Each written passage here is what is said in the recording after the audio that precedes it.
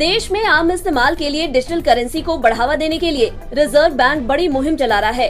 RBI के ई रूपी का होलसेल इस्तेमाल के लिए पायलट पहले से चल रहा है और दिसंबर की शुरुआत में इसके रिटेल पायलट को भी शुरू कर दिया गया है। माना जा रहा है कि दोनों ही पायलट में डिजिटल करेंसी या जिसे सीबीडीसी भी कहा जाता है बेहद प्रभावी तरीके से काम कर रही है। इसे आसानी से इस्तेमाल किया जा रहा है और अभी तक इसके जरिए होने वाले लेन देन में कोई बड़ी दिक्कत की खबर नहीं आई है। लेकिन इसके उलट रिजर्व बैंक की डिजिटल करेंसी को लेकर एक अलग तरह का बखेड़ा खड़ा होता दिख रहा है। एक ऐसा विवाद जिससे इसके इस्तेमाल में होने वाली दिक्कतों या आसानी का कोई लेना देना नहीं है। दरअसल माना जा रहा है कि रिजर्व बैंक के ई रूपी में महात्मा गांधी की फोटो नहीं है और यहीं से विवाद शुरू हुआ है। महात्मा गांधी के प्रपौत्र तुषार गांधी ने इसे लेकर सरकार पर तंज कसा है। इसे लेकर उन्होंने एक ट्वीट किया है। इस ट्वीट में तुषार गांधी ने लिखा है, हाल में पेश की गई डिजिटल करेंसी पर बापू की तस्वीर नहीं लगाने के लिए आरबीआई और भारत सरकार का शुक्रिया।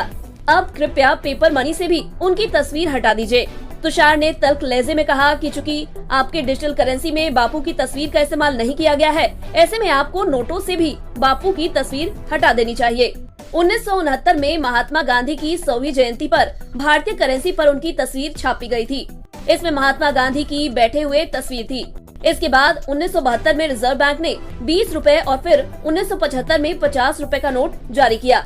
80 के दशक में फिर से नई सीरीज के नोट जारी हुए। 1 रुपए के नोट पर तेल का कुआं, 2 रुपए पर आर्यभट्ट सैटेलाइट जैसे चित्र छापे गए थे। महात्मा गांधी की तस्वीर तब से करेंसी नोटों पर छपती आई है। ऐसे में अब डिजिटल करेंसी पर उनकी तस्वीर के न होने पर तुषार गांधी का ट्वीट जाहिर तौर पर सवाल खड़े करता है। हाल में ही केंद्रीय वित्त राज्य मंत्री ने डिजिटल रुपी के बारे में संसद में बताया था कि डिजिटल रुपी के कई फीचर्स बिल्कुल फिजिकल करेंसी यानी नकदी के जैसे हैं। डिजिटल करेंसी के बारे में एक सरकारी बयान में कहा गया है, डिजिटल रुपी को ठीक उन्हीं डिनोमिनेशन में उतारा गया है जिसमें पेपर करेंसी और सिक्के आते हैं। इसमें फिजिकल कैश जैसा भरोसा, सेफ्टी और सेटलमेंट की सुविधा मिलती है।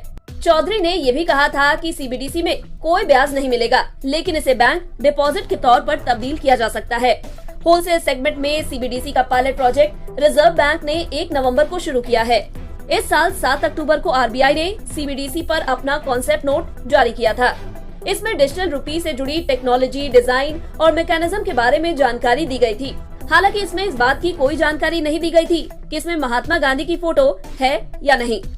ई रूपी का आम लोगों के लिए पायलट 1 दिसंबर को शुरू किया गया है। पहले ही दिन आरबीआई ने 1 करोड़ 71 लाख रुपए के ई रूपी जारी किए थे। दूसरी ओर होलसेल सेगमेंट में पहले दिन 275 करोड़ रुपए के लेन देन हुए थे। अभी केवल 4 शहरों और 4 बैंकों के साथ ही पहले चरण में सीबीडीसी रिटेल का पायलट शुरू किया गया है। ऐसे में आने वाले दिनों में जरूरत बढ़ने के साथ रिजर्व बैंक और बड़ी तादाद में ई रूपी जारी करेगा। अभी इसे आम लोग आपस में लेन देन करने, मर्चेंट्स को पेमेंट करने और दूसरे कामों के लिए इस्तेमाल कर रहे हैं। रिजर्व बैंक ने इस पायलट में 50,000 प्रोजेक्ट्स और कस्टमर्स को शामिल किया है।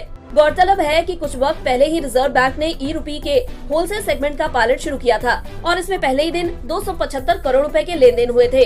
इस पायलट में चरणबद्ध तरीके से 8 बैंकों को शामिल किया जा रहा है। पहले चरण में स्टेट बैंक ऑफ इंडिया यानी SBI, ICICI Bank, Yes Bank और आईडीएफसी फर्स्ट बैंक को देश के 4 शहरों में शामिल किया जाएगा।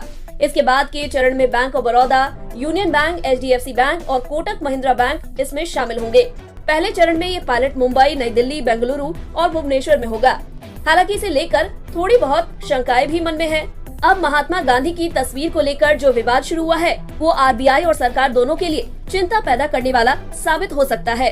अगर आपको हमारे इस वीडियो में दी गई जानकारी पसंद आई हो तो इसे लाइक और शेयर जरूर करें। साथ ही हमारे चैनल को सब्सक्राइब करना ना भूलें। धन्यवाद।